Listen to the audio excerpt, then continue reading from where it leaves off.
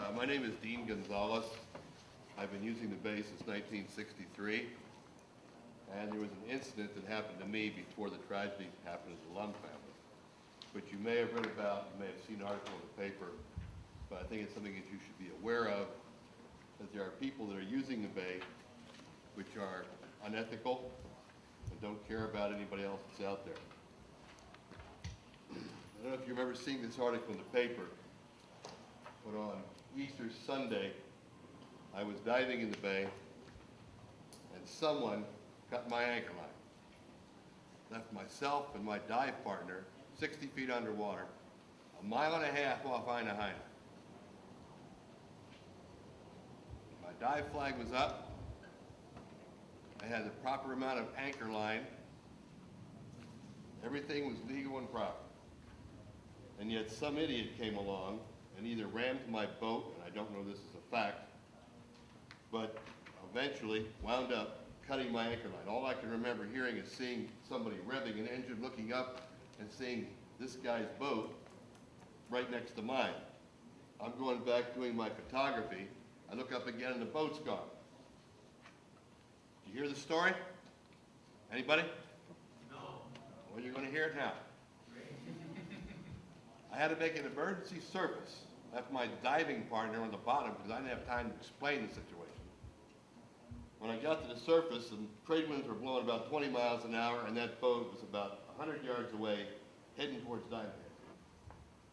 Now, if any of you know what a pucker factor is, you'll know what that's like. It's a big ocean out there. So my training, I'm ex-Navy, so my training kicked in, I swam for the boat, and I'm 65 years old, so I'm not a young guy anymore.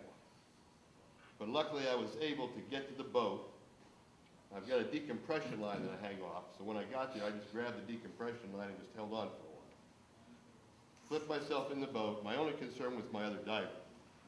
So I started my engines in dead reckoning back to where my diver I thought might be. Sure enough, my diver had come to the surface. I picked up my diver and immediately started to figure out what the hell happened. I looked at my bow line, and my anchor line had been cut 2 feet from my bow cleat.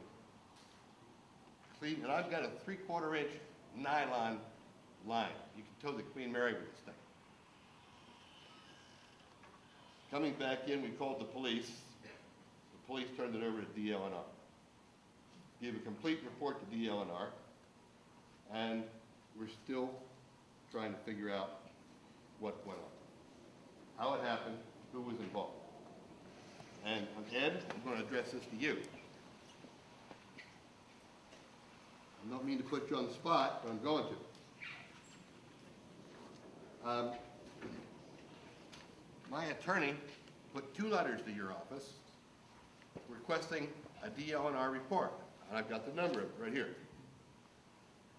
092436. It's been 7 months. I'm still waiting for that report. Why? This article was in the paper, and the only reason this article was done was because I couldn't get anything from your office. I had to shake the trees a little bit. And like I say, I know you guys are overworked, under budgeted, the whole yard, but you need to respond to the public when official documentation is presented to your offices. Dean, question. Yeah. Where did you say you were offshore? Aina Haina? Yeah, mile and a half out. Generically, Aina Haina dead set, Yeah. Guadalupe Circle. In that general area, yeah. Did you in Maunalua Bay see any of these hit and run? Cut the anchor? I can't imagine the motivation to do something like that. What was the purpose, or what do you think the intended result? I'll give you a theory. I think some guy was out there, drunk as a skunk or high on something, and literally rammed my boat because I had shatterproof glass all over the bow of my boat. Impact. So was it like a purpose cut? The intentional ramming or something? This is what I'm trying to find out. They're jet skis, you're required to do a safety course to do jet skis. We would like to require boaters to do a safety course as well, and we want to move forward with that. You have to pass a test to get a driver's license to drive a car, why not a boat?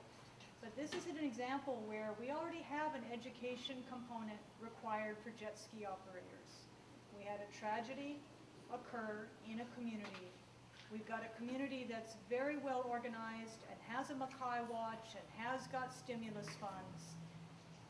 And you still have people doing this kind of behavior. And I don't know what it takes other than that sustained presence, that sustained discussion by all the community members that are using it to say this is not acceptable, that we've got to change the tone. And while we, on the government side can do what we can to help, it's going to take every person down at that bay.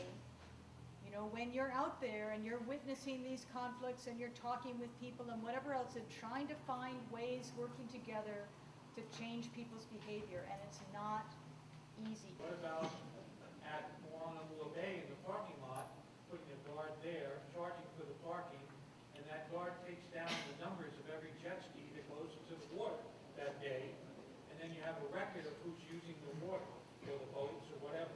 And then so if an incident like this happens to this man or that person, you'd at least know who was in the bay that day. Community supports that type of approach. We would work with you to make that happen. But, that's something that would require further discussion in the community. I think the major problem is speed. Everybody is in a hurry. Is it slow no wake zone from the Blinker Buoy in? Yes, it's a very large area, yes. I've been paddling out there and I've had guys screaming by me in a boat and yelling at me to get out of the channel. So, it's just like being on the highway. If you don't have somebody that's going to enforce the speed limit or the rules, nobody's going to pay attention. So somehow we have to get somebody to be out there once or twice a month and just nail these guys. Make people slow down. You can't be going that fast. We can talk a lot about community input in terms of how we're going to change things, but in reality, enforcement is really the major way to make change. I know from past experiences over in Kaneohe Bay, there was a number of ugly incidents on the sandbar, and the Coast Guard Auxiliary and the Coast Guard itself, put out a significant presence there and made a change in terms of some of the behavior. And given the fact of all the problems that we've had here and what's coming out from the community, I would like the Coast Guard to give some serious consideration on weekends at least to put a stronger presence out there. Because without your enforcement, we can talk all night long, but until people are fined and punished, behavior will not change.